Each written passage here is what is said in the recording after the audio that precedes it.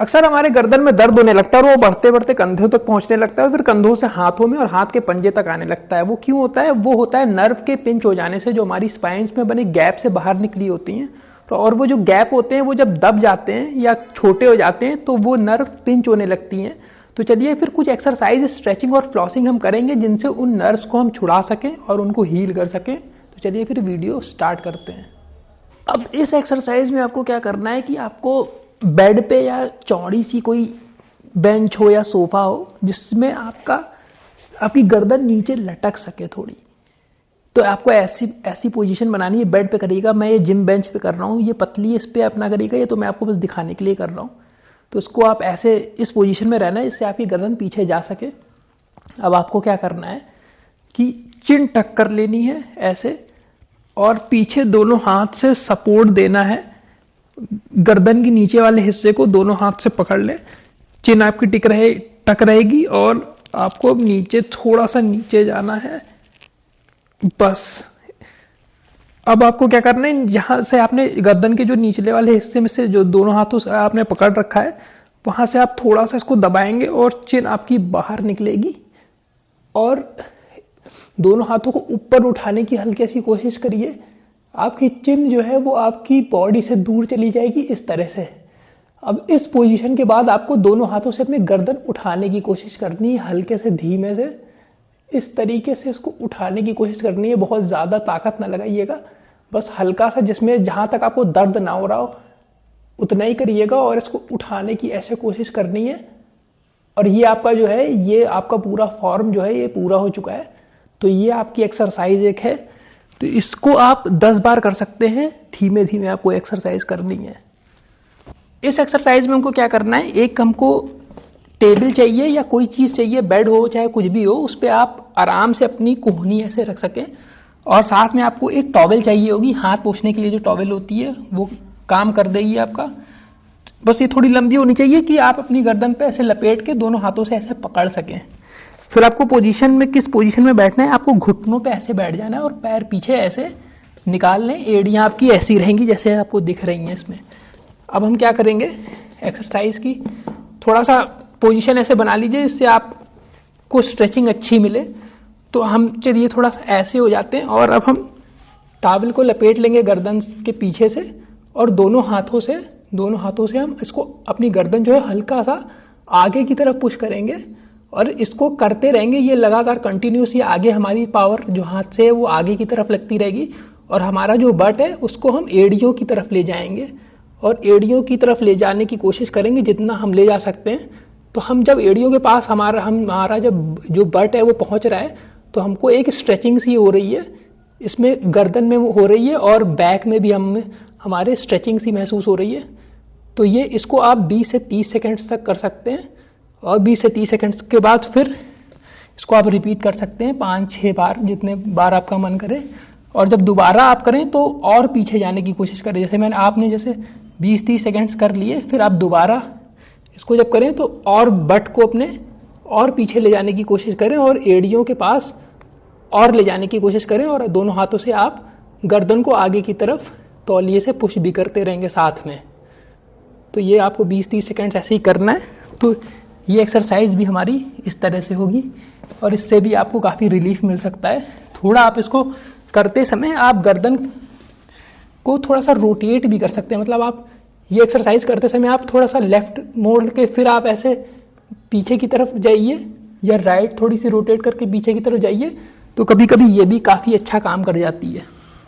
अब इस एक्सरसाइज को हम कहते हैं लेटरल फ्लेक्शन। इसमें लेटरल फ्लेक्शन का हम इस्तेमाल करेंगे और इसमें साइड में नर्व अगर जो स्पेस के बीच में दब जाती है उसको छुड़ाने के लिए क्या करेंगे, जैसे मान लीजिए मुझे यहाँ पर दर्द हो रहा है तो उसके लिए मैं क्या करूँगा, जहाँ जो साइड मेरी दर्द कर रही है उस वाले हाथ को मैं पीछे से ऐसे लाऊंगा और यहाँ पर मैं अपने दूसरे हाथ को ऐसे पकड़ लूँगा। अगर आपको ये करने में बहुत ज़्यादा दर्द हो रहा है तो आप इसको एक कुर्सी पे बैठ के कर सकते हैं। कुर्सी पे बैठ के फिर आप नीचे से उसको पकड़ लीजिए। लेकिन अगर आप ऐसा कर ले रहे हैं आसानी से तो आप इस जहाँ पे पेन वाला जो साइड है उस वाले हाथ को आपको यूं लाना है पीछे और दूसरे वाले हाथ को ऐसे पकड़ लेना है। अब आपको क्या करना है, रिट्रैक्शन करना है। रिट्रैक्शन का मतलब ये जो है गर्दन हमारी पीछे की तरफ जाएगी और इसमें चिन भी टक हो जाएगी हमारी ऐसे। अब हमको क्या करना है, फ्लेक्शन करना है। अब हमको गर्दन हमारी जहां पर जिस जगह जिस साइड में हमको पेन हो रहा है उसकी उल्टी साइड हमको गर्दन जो है वो फ्लेक्स कर देनी है। हमको पहले रिट्रैक्ट करना है, फिर चिन टक करनी है, फिर फ्लेक्स कर देना है। उसके बाद हम क्या करेंगे, अपनी हिप की तरफ देखेंगे। हिप की तरफ देखने के बाद फिर से पहले वाली पोजीशन पे आए और गर्दन हमने सीधी कर ली। फिर हमने रिट्रैक्ट किया, चिन टक की, फ्लेक्शन किया, हिप की तरफ देखा, फिर हम पहली वाली पोजीशन पर आए और गर्दन हमने सीधी कर ली। तो इस चीज को हमको 10 बार धीमे धीमे रिपीट करना है। अब चलिए तीसरी एक्सरसाइज करते हैं, इसका नाम है रेसिप्रोकल इनहिबिशन। इसमें क्या करेंगे, हम अपनी नेक के डीप फ्लेक्सर्स को एक्टिवेट करेंगे, जिससे हमारी नेक मसल्स जो हैं वो रिलैक्स हो जाएंगी। कभी कभी क्या होता है, जो हमारी नेक मसल्स जो रिलैक्स नहीं होती हैं, जो टाइट रहती हैं, तो उससे हमारी स्पाइन पर कंप्रेशन आने लगता है, कंप्रेस होने लगती है, और उससे नर्व भी हमारी कंप्रेस हो जाती है, जिसकी वजह से हमको दर्द होने लगता है। तो इसके लिए अब हम क्या करेंगे, रिलैक्स करने के लिए कि हम ऐसे न्यूट्रल खड़े होंगे, हल्का सा हम रिट्रैक्ट करेंगे चिन को, और अब दोनों अंगूठों को हम चिन बोन के नीचे ऐसे लगाएंगे। अब हमको क्या करना है कि हमको अपनी चिन जो है वो नीचे लाने की कोशिश करनी है, और दोनों अंगूठों से हमको इसको ऊपर ढकेलना है। एक तरह से हम इसको नीचे लाने की कोशिश कर रहे हैं और हम नीचे से इसको ऊपर उल्टा ढकेलना है। तो ये एक तरह से हमको रेजिस्ट करना है। ये 5 से 10 सेकेंड्स तक आप कर सकते हैं। और इसको करते समय आपको एक काम और करना है कि आपको अपनी गर्दन लंबी करने की भी कोशिश करनी है। गर्दन ऐसे लंबाई में आपको खींचने की कोशिश करनी है कि जैसे आपको महसूस हो कि आपकी गर्दन जो है वो ऊंचाई में, लंबाई में खींच रही है।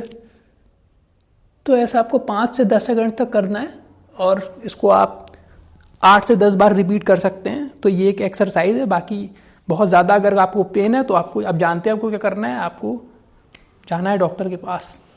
अब कुछ लोगों में क्या होता है, जो मिड बैक होता है वो कुछ लोगों का राउंड हो जाता है, ऐसे हो जाता है। तो क्या होता है कि वो देखने के लिए वो हमेशा अपनी गर्दन थोड़ी ऊपर उठाए रहते हैं। तो इससे क्या होता है कि जो वर्टिब्रे का जो स्पेस होता है वो इसी पोस्चर की वजह से बंद होने लगता है, जिससे नर्व दब जाती है। तो उसको सही करने के लिए हम, जो राउंड बैक है हमारी, उसको सही करने के लिए हमको क्या करना है, हमको ऐसे बैठ जाना है इस पोजीशन में।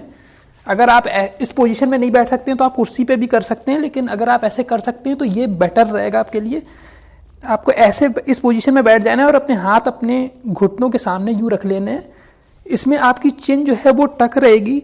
अब आपको पहले कूपर जैसा निकालना है, उसके बाद फिर आपको इसका उल्टा करना है, यानी कि आपको बैक आर्च करनी है और ऐसे अपने को ऊपर उठाना है। बस इसमें ध्यान ये देना है कि आपको गर्दन जो है वो ऐसे नहीं उठानी है, आपकी चिन टक रहेगी। हम पहले, चिन हमारी टक है, हमने कुबर जैसा निकाला, फिर अब हम बैक में आर्च देंगे और ऊपर की तरफ उठेंगे, और चिन हमारी लेकिन टक ही रहेगी ऐसे। तो इस मोशन को धीमे धीमे 10 बार करना है, और इससे आपको काफी आराम मिलेगा। और जो आपकी नर्व जो दब गई है राउंड बैक होने की वजह से, वो भी काफी सही हो जाएगी। और इन सब एक्सरसाइज करने पर अगर आपको बहुत ज़्यादा दर्द हो रहा है और आराम नहीं मिल रहा है तो तुरंत आपको प्रोफेशनल से संपर्क करना है।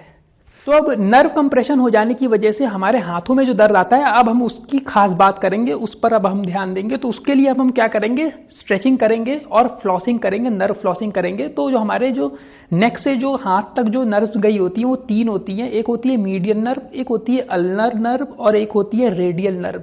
तो हम इनकी स्ट्रेचिंग और फ्लॉसिंग कैसे करेंगे वो चलिए बात करते हैं और देखते हैं। सबसे पहले हम करते हैं मीडियन नर्व की फ्लॉसिंग और स्ट्रेचिंग।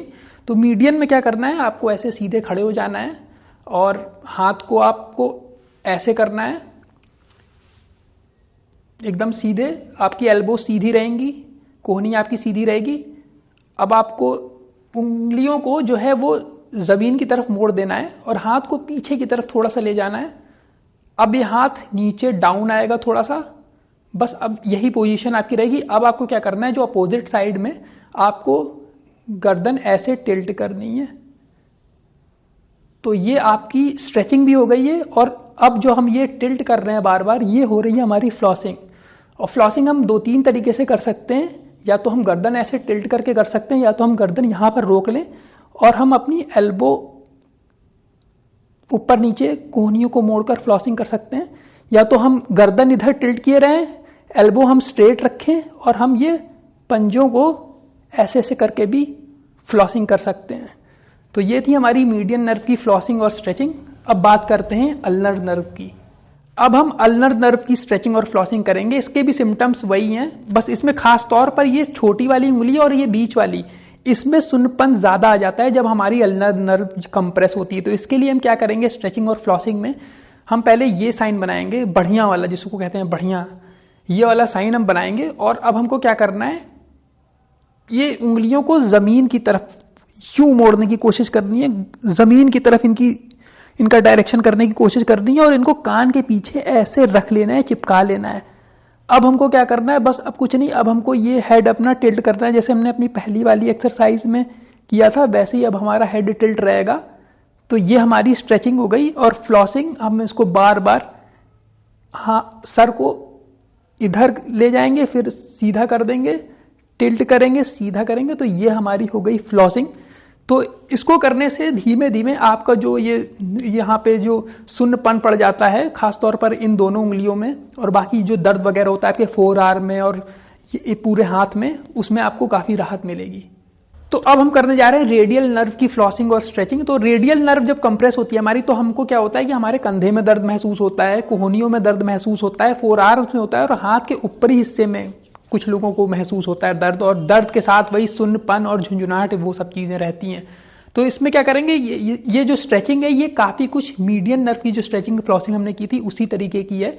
इसमें क्या करना है, हाथ आपको सीधे ऐसे करना है और हाथ को पीछे की तरफ इसमें घुमा देना है ऐसे। ये हमारा हाथ पीछे की तरफ घूम गया। अब उंगलियों को हमको बाहर की तरफ निकाल देना है। ये देखिए, ये उंगलियां ऐसे रहेंगी उस तरफ, हाथ हमको थोड़ा पीछे ले जाना है और इसको उसी की तरह नीचे ले आना है। बस अब हमको क्या करना है, वैसे ही हमको करना है जैसे हमने मीडियन नर्व की स्ट्रेचिंग की थी। ये हमारी स्ट्रेचिंग हो गई। और अब हम फ्लॉसिंग के लिए धीमे धीमे बार बार ऐसे कर सकते हैं, या हम अपनी गर्दन यहाँ पर ही रोक लें और हम अपनी कोहनी मोड़कर फ्लॉसिंग कर सकते हैं इस तरीके से। तो ये थी हमारी रेडियल नर्व की फ्लॉसिंग और स्ट्रेचिंग। तो ये जितनी भी एक्सरसाइजेज हमने इस वीडियो में देखी, इनको करने से आपको हो सकता है बहुत जल्दी आराम मिल जाए, हो सकता है आपको आराम मिलने में टाइम लगे। लेकिन अगर आपको ऐसा लग रहा है कि आपको आराम नहीं मिल रहा है या दर्द आपको ज़रूरत से ज़्यादा है, तो आप तुरंत प्रोफेशनल से संपर्क करिए। और उम्मीद है आपको ये वीडियो अच्छा लगा होगा। तो इसी बात पर फिर मैं मिलता हूँ सबसे किसी दूसरे वीडियो में। तब तक के लिए गुड बाय।